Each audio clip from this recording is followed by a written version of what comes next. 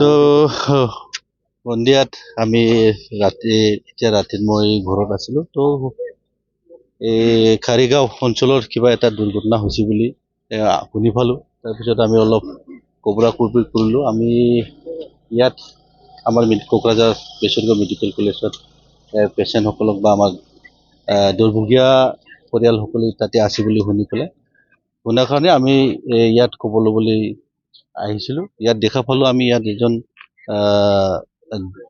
আমাৰ এজন ল'ৰাৰ ডেথ হ'ল আৰু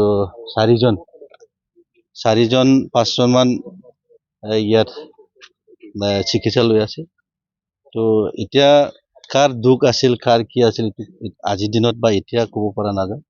এইটো তদন্ত কৰিবৰ কাৰণে আমাৰ প্ৰশাসন আছে, আমাৰ পুলিচ প্ৰশাসন আছে। নিশ্চয় তেখেতসকলে বিচাৰ বিবেচনা নিশ্চয় কৰিব। অনুৰোধ জনাম মই আজিৰ দিনত মই এইটোৱে ক'ম যে আমাৰ মাজত যাতে ভুল বুজাবুজি নহয়। আমাৰ বড়ো ভাইসকলৰ লগত বা আমাৰ আদিবাসী ভাইসকলৰ লগত আমি একেলগে থাকিব লাগিব।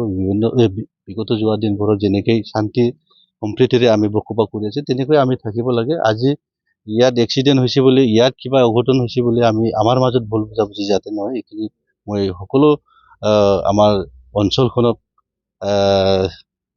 শান্তিৰে বজাই ৰাখিবৰ কাৰণে মই অনুৰোধ জনাইছোঁ।